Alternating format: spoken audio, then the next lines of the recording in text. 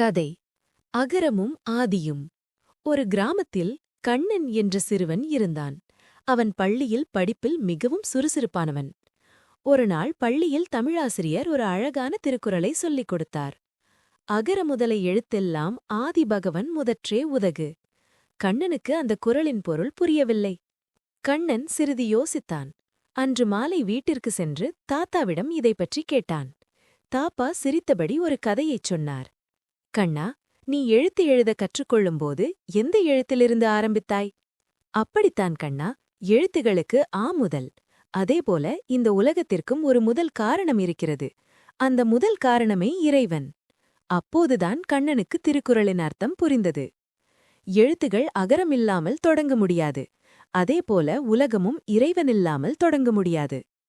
அகர முதலை எழுத்தெல்லாம் ஆதி பகவன் முதற்றே உலகு. எல்லாவற்றிற்கும் ஒரு நல்ல தொடக்கம் உண்டு.